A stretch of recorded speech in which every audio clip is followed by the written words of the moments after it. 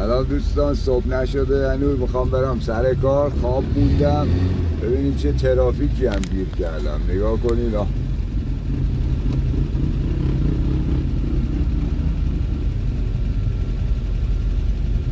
یه ساعت دیگه از این ترافیک من در نمیام بیرون، نمیتونم برگردم عقب، نمیتونم برم جلو، میرم جلو دیگه، راهی ندارم.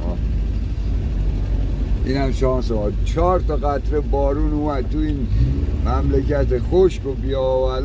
ببین چه ترافیکی شده.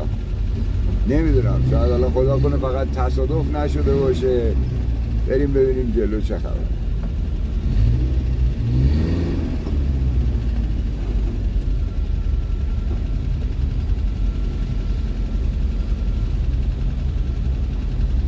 تکونی به خودت بده اسکل. ببخشید.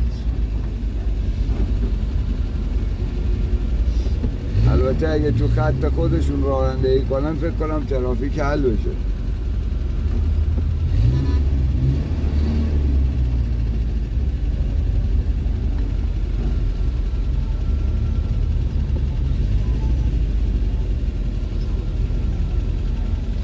متاسفانه امروز قول داده بودم به این عباس و بنده خدا، چیکار کنم اونو؟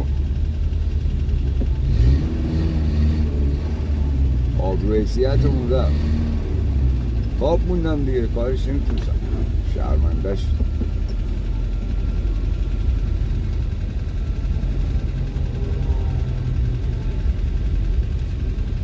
بذارید دار بریم جلوتر ببینیم چه خبره.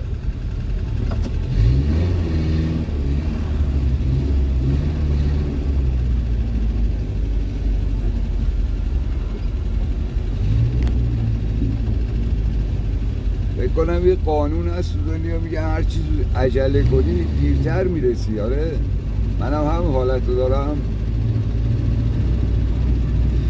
نمیدونم، خدایا شکر کنیم، خدایا.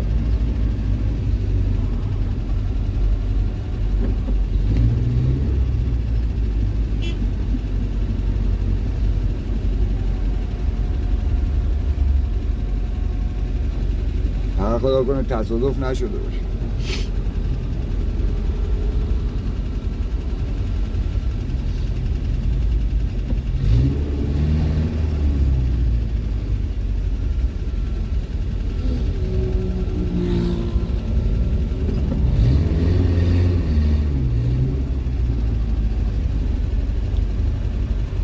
این جلو رو که من دارم میبینم، یه ساعت دیگه هم با